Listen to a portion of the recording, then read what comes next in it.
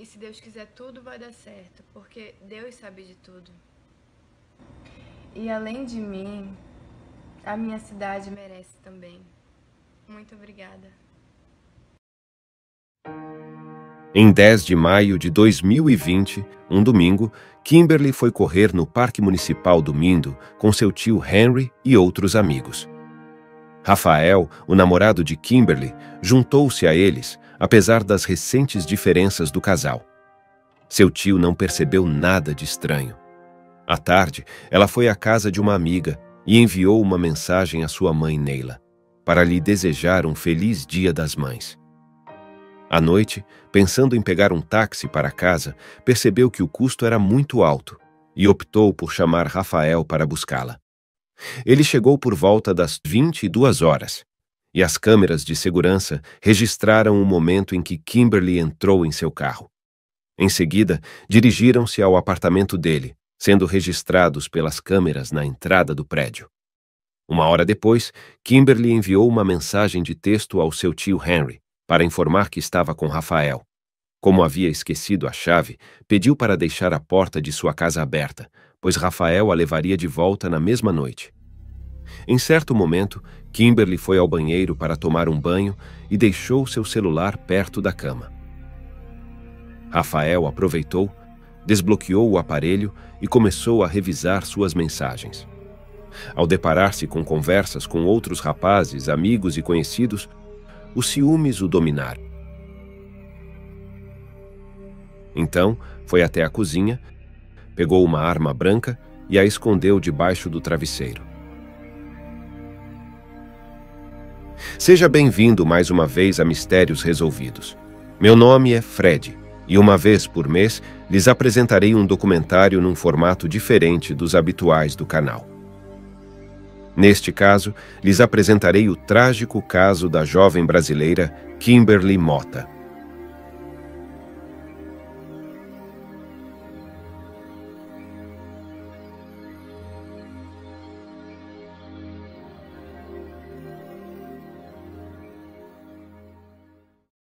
O caso de hoje nos leva ao estado de Amazonas, no Brasil. Amazonas é um enorme estado no noroeste do Brasil, coberto quase na sua totalidade pela floresta da Amazônia.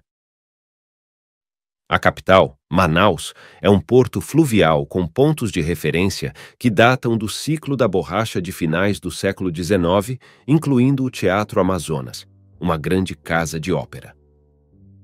A cidade marca o encontro das águas, onde o Rio Negro, de Água Negra, e o Rio Solimões se juntam para formar o Rio Amazonas. Neste estado, encontramos o município de Manicoré, cidade natal de Kimberly. Este pequeno município de 57 mil habitantes possui vários atrativos turísticos. Entre eles, se destaca as cachoeiras do Rio Manicoré. Além disso, a cidade também é conhecida internacionalmente pela pesca esportiva do tucunaré. Nesta cidade, o 26 de fevereiro de 1998, nasceu Kimberly Karen Mota de Oliveira, sendo a primeira filha de Neila Pinheiro Mota, que posteriormente teve um menino chamado Erivan. Desde a infância, Kimberly mostrou um caráter encantador e amável. Além disso, possuía um sorriso que, juntamente com sua notável beleza, costumava conquistar a simpatia de todos. Desde criança, sempre foi muito responsável e dedicada nos estudos. Concluiu o ensino médio com excelentes notas e começou o curso técnico de enfermagem enquanto desenvolvia a sua carreira como modelo. Em 2019, a perseverança de Kimberly deu frutos, quando foi selecionada para participar do concurso de Miss Amazonas. Foi um primeiro passo, mas um importante, pois a vencedora representaria o estado do Amazonas no Miss Brasil. Kimberly levou a faixa de seu município, Manicoré.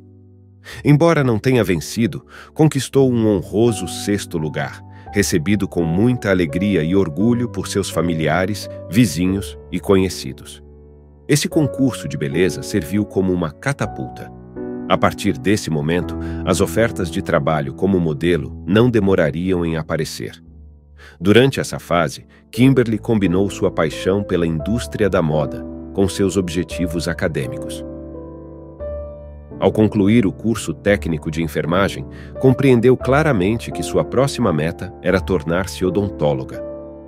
Para alcançar esse objetivo, candidatou-se a uma bolsa que lhe permitiria estudar na Faculdade Metropolitana de Manaus. O sucesso continuava ao seu lado, pois ela conseguiu a bolsa. Cheia de entusiasmo, mudou-se para essa cidade, onde foi acolhida por seu tio materno, Henry Mota, que lhe cedeu um lugar em seu apartamento. Ao mesmo tempo, Kimberly mantinha a firme intenção de se candidatar novamente ao Miss Amazonas.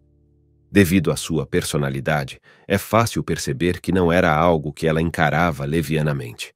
Pelo contrário, cuidava de sua alimentação, corria todas as manhãs e, fiel à sua natureza lutadora, além do dinheiro arrecadado com os anúncios publicitários, buscava obter renda extra vendendo roupas. Em seguida, boa parte do que ganhava era guardado em um cofre, pois já havia decidido que no futuro abriria seu próprio consultório odontológico. Como parte de sua plataforma para promover o trabalho de modelagem, Kimberly era uma usuária ativa das redes sociais e atualizava suas publicações com frequência. Às vezes, compartilhava detalhes de seu cotidiano ou de sua rotina de exercícios, expressar gratidão a seus seguidores e oferecer mensagens motivacionais também era algo comum para ela. Entre esses seguidores estava Rafael Fernandes Rodrigues, um homem de 31 anos nascido em São Bernardo do Campo, São Paulo, em 1988.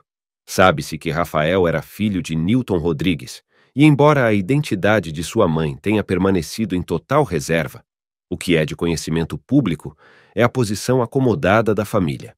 Em 2017, Rafael mudou-se para Manaus, com o propósito de participar de um concurso no Tribunal Regional do Trabalho como analista judicial.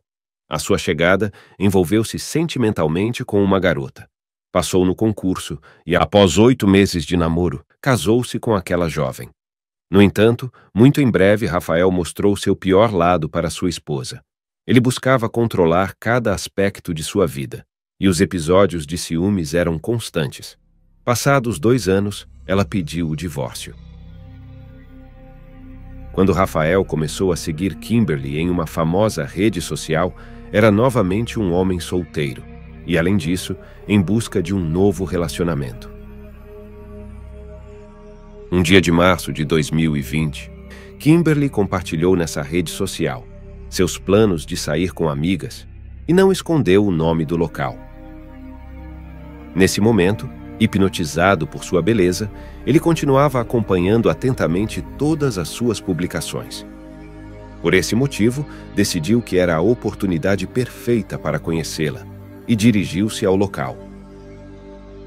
Kimberly estava entretida com suas amigas quando o homem chegou ao local noturno. Assim que a viu, Rafael foi diretamente até ela, mas esse ato de coragem não deu certo, pois a jovem não correspondeu aos seus avanços e, na verdade, o rejeitou. No entanto, esse contratempo não impediu Rafael, que dali em diante continuou procurando e enviando mensagens para ela, na rede social onde a conheceu. Kimberly, mantendo sua recusa, deixou claro que seu único interesse e foco eram seus estudos, não um compromisso amoroso. Mas Rafael também conhecia a persistência. E depois de um tempo, ela finalmente concordou em fornecer seu número de telefone. Em pouco tempo, suas conversas tornaram-se cada vez mais íntimas e longas, e em questão de poucas semanas começaram a namorar. Ainda era março de 2020, e não demorou muito para que isso se transformasse em um relacionamento sério. Para impressioná-la, Rafael empenhou-se em projetar uma imagem de prosperidade. Alugou um apartamento luxuoso no centro da cidade e comprou um Audi. A bordo dele, e com Kimberly como copiloto, ele gostava de se exibir e fazer com que os outros soubessem sobre sua carreira bem-sucedida, sua residência impressionante e seu relacionamento com uma Miss. No entanto, seu lado menos amável também apareceu em seu desejo controlador. Ele proibiu Kimberly de conversar ou trocar mensagens com outros homens, até se só fossem seguidores nas suas redes sociais. Esta dinâmica tóxica gerou frequentes confrontações entre ambos. Cada desencontro era seguido de tentativas de reconciliação por parte dele, quase sempre enviando flores como sinal de arrependimento. Além disso, ele também ligava a altas horas da madrugada para se desculpar. Esse ciclo vicioso de desentendimentos e acertos não passou despercebido para uma das melhores amigas de Kimberly, que a advertiu sobre o perigoso comportamento de Rafael. Inclusive, a jovem expressou sua preocupação de que ele pudesse lhe causar um dano maior no futuro. No entanto, Kimberly estava muito apaixonada para ouvir advertências. Na verdade, nesse ponto, ela começou a passar mais horas na casa dele do que no apartamento do seu tio, onde morava. Embora nunca dormisse no apartamento de Rafael, essa convivência o levou a propor a ideia de se casarem e viverem juntos, planejando também formar uma família. No entanto, nada disso estava nos planos de curto ou médio prazo de Kimberly, e ela o fez saber com total franqueza. A resposta provocou tamanha fúria nele que ameaçou deixá-la. Mais tarde, a jovem compartilhou com sua mãe o quão infeliz se sentia com esse relacionamento. Então, ele repetiu a fórmula de enviar flores para se desculpar. Tudo indica que, a partir desse momento de ruptura, a situação entre ambos era ambígua. Então, chegou o fatídico dia em que Rafael foi atrás de Kimberly na caminhada no Parque Mindu.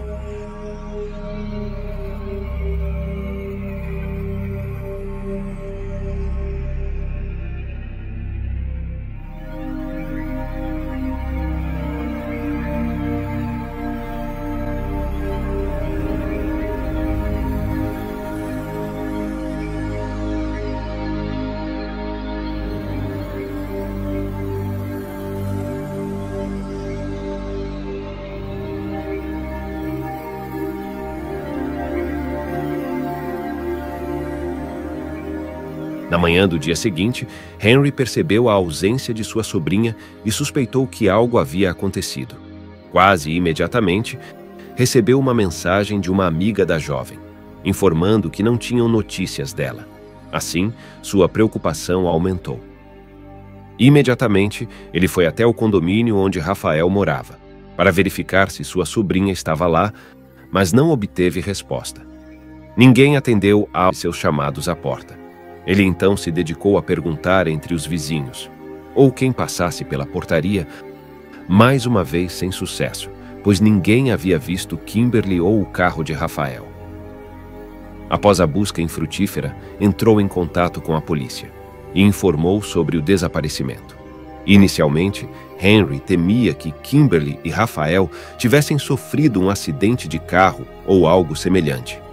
Os agentes pediram paciência, considerando a possibilidade de ela retornar a qualquer momento, visto que se tratava de dois adultos que poderiam ter resolvido uma viagem inesperada.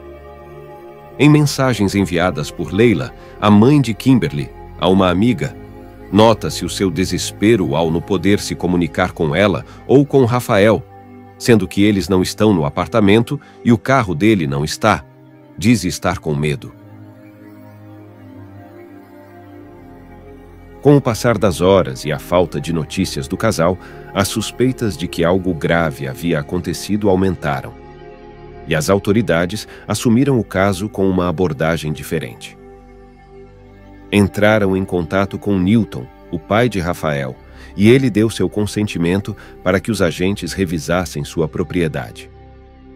O operativo foi realizado durante a madrugada de terça-feira, 12 de maio de 2020, com o apoio da Polícia Militar de Manaus. No interior da residência, as autoridades descobriram o corpo de Kimberly. Na varanda, também encontraram o que parecia ser a arma branca usada para tirar-lhe a vida. Imediatamente, apreenderam a arma para submetê-la às análises correspondentes. A notícia abalou a cidade e se espalhou rapidamente pelos meios de comunicação. Enquanto isso, a polícia comunicou a Neila, a mãe de Kimberly, sobre o devastador acontecimento. A partir desse momento, a investigação concentrou-se em encontrar o paradeiro de Rafael, de quem aparentemente ninguém suspeitava até então. Sua mãe sugeriu aos agentes que talvez ele tivesse sido sequestrado. Em todo caso, ela achava possível que se tratasse de um roubo, do qual Kimberly fora vítima involuntária. A mulher, que descrevera seu filho como um jovem estudioso com recursos financeiros, insistia que, dentro de tudo, um roubo com violência era lógico em uma região empobrecida como Manaus. No entanto, para a polícia, essa versão era insuficiente. Assim, ocuparam-se de revisar as gravações das câmeras de segurança do edifício, o que lhes permitiu ter uma ideia da cronologia do casal naquela noite. Ao mesmo tempo, receberam os resultados da análise da arma, na qual encontraram impressões digitais que, após serem cotejadas no sistema, coincidiam com as de Rafael, apontado como principal suspeito. O Tribunal de Justiça do Amazonas emitiu uma ordem de detenção temporária contra ele. A imagem de Rafael foi amplamente divulgada pelos meios de comunicação e foi estabelecida uma linha direta com o Serviço de Segurança, para que os cidadãos pudessem colaborar com as autoridades. Voltemos no tempo para entender o que aconteceu no domingo de maio para entender o caso. Na fatídica noite, quando Kimberly saiu do banheiro, sem saber de que ele havia checado seu telefone, e estava furioso, deitou-se ao seu lado. Então, ele atacou ferozmente sem dizer uma palavra, tirando-lhe a vida. Em seguida, tentou limpar o sangue na cama e no chão, além de tentar lavar o corpo no chuveiro. No entanto, logo percebeu que era impossível esconder o que tinha feito. Trocou de roupa, ligou o ar-condicionado para dissipar qualquer possível odor e deixou o apartamento. Enquanto estava no elevador, foi registrado pelas câmeras de segurança do prédio. Ao assumir o volante de seu veículo, o relógio marcava 1h30 da madrugada. O rumo que Rafael tomou foi em direção ao estado de Roraima, exatamente na fronteira sudeste entre Brasil e Venezuela. Enquanto os conhecidos de Kimberly estavam preocupados em saber seu paradeiro, Rafael cruzou a divisa para Roraima. Sua entrada foi registrada ao preencher um formulário epidemiológico relacionado ao coronavírus, indicando que seu destino era Boa Vista e que planejava retornar a Manaus em 26 de maio. No formulário, descreveu a viagem como turismo. Por volta do meio-dia, enquanto se dirigia a Boa Vista, Rafael sofreu um acidente na curva do Parque Nacional Viruá, a cerca de 30 quilômetros do município de Caracaraí. O carro capotou e ficou completamente destruído. No acidente, ele perdeu seus documentos e seu celular, ficando apenas com seus cartões. Sua situação era complicada. A pé, conseguiu chegar a um vilarejo próximo e procurou ajuda. Subiu em um caminhão, cujo motorista concordou em levá-lo até Caracaraí, onde conseguiu fazer um saque de dinheiro. Em seguida, pegou um táxi que o levou até Boa Vista. No local, procedeu da mesma maneira, retirando o dinheiro e embarcando em outro táxi. Desta vez com destino a Pacaraima, uma localidade situada a 200 metros da fronteira com a Venezuela. Seu objetivo era chegar a esse país e, posteriormente, seguir em direção à Espanha, onde tinha familiares. Em 13 de maio, finalmente os esforços da polícia para capturá-lo começaram a dar resultados, quando descobriram que ele havia passado pela barreira sanitária na divisa entre Amazonas e Roraima. Durante a busca naquela área, encontraram um carro capotado na estrada ao sul de Caracaraí. A partir desse ponto, as autoridades solicitaram a colaboração da população de Roraima para divulgar a imagem do suspeito. No dia seguinte, devastado pela notícia do envolvimento de seu filho no trágico incidente, Milton, o pai de Rafael, se entregou a uma profunda desesperação. Poucas horas depois, tirou a sua vida. Foi encontrado morto nas vias do metrô de Barra Funda, em São Paulo. Enquanto isso, nas fronteiras do Brasil com a Guiana e a Venezuela, a tentativa de fuga de Rafael envolveu as três nações. Uma ação conjunta entre as forças de segurança dos três estados foi coordenada para evitar que ele entrasse no território vizinho e escapasse da justiça. Descartando a possibilidade de que ele tivesse fugido através do município de Bonfim, limítrofe com a Guiana, as autoridades concentraram seus esforços em Pacaraima, em conjunto com as forças militares venezuelanas, no outro lado da fronteira. No momento em que Rafael tentou cruzar para aquele país, as forças nacionais negaram sua entrada, cientes de que ele estava sendo procurado. Rafael então pediu refúgio a 6 venezuelanos residentes na área, oferecendo-lhes dinheiro em troca. Eles o esconderam em um casebre improvisado, na floresta, na região de Morro do Quiabo. Para as autoridades, ficou claro que ele não devia ter ido muito longe. Então, um informante anônimo forneceu informações cruciais à polícia militar da fronteira, indicando onde e com quem ele estava. No entanto, a captura não foi fácil. Ao chegar ao local indicado, a polícia militar se deparou com o grupo de homens que estavam protegendo o perpetrador, armados com facões. Os homens atacaram as forças da ordem e desencadearam um perigoso confronto. No entanto, foram reduzidos e, finalmente, na tarde de 15 de maio de 2020, Rafael foi detido dentro do casebre onde se escondia. Além disso, 2 dos homens que o protegiam, de 24 e 17 anos respectivamente, foram presos, acusados de ajudá-lo em sua tentativa de fuga. Ele foi transferido para a Delegacia Especializada em Homicídios e Sequestros de Manaus. Não muito depois, quando as autoridades o confrontaram e informaram sobre toda a evidência que tinham contra ele, ele confessou. Em seguida, foi enviado para um centro de detenção provisória local, e o Ministério Público do Estado o imputou pelo crime de homicídio qualificado. Após a dor e a incerteza para Neila, a mãe de Kimberly, foi um alívio saber que a justiça estava próxima. Ficha, né? Mas eu tô forte, como eu falei, por ela. A Kimberly tá me passando uma força que nem eu sabia que eu tinha dentro de mim, né?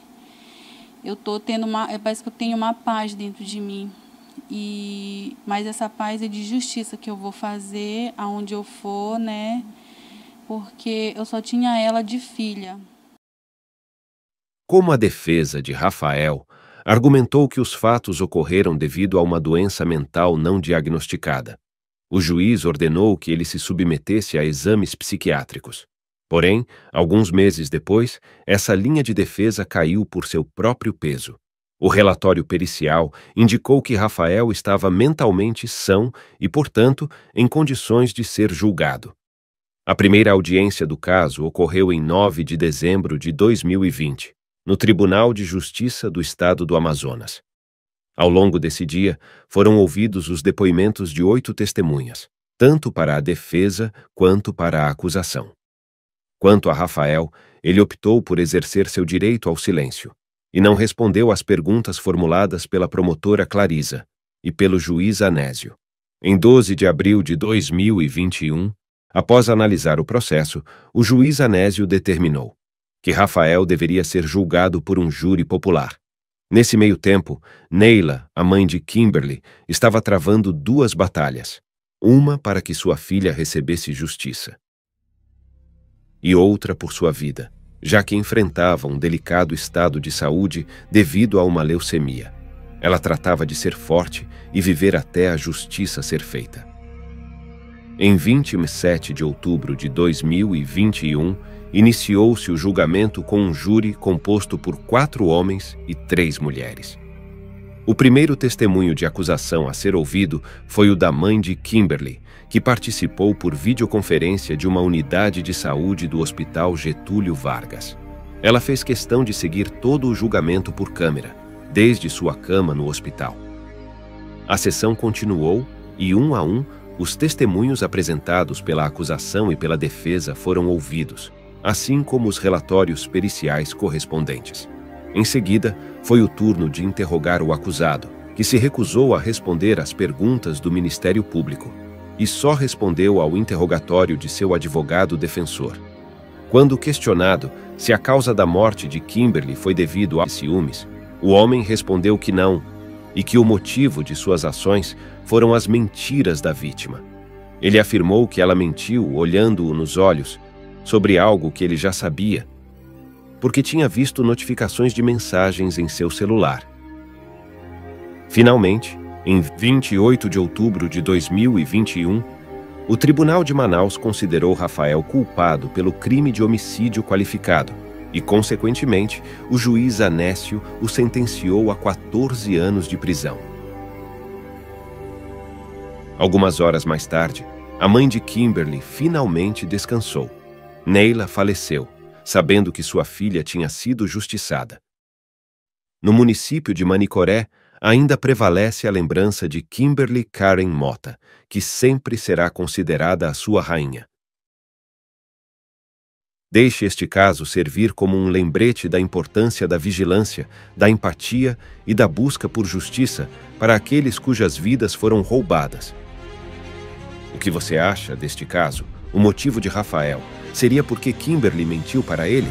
A pena foi justa? Adoraríamos ouvir de você sua opinião. E não se esqueça de curtir, compartilhar e se inscrever em nosso canal para mais cativantes histórias de crimes reais. E até a próxima vez, fique seguro e mantenha os olhos abertos para o próximo mistério a ser revelado.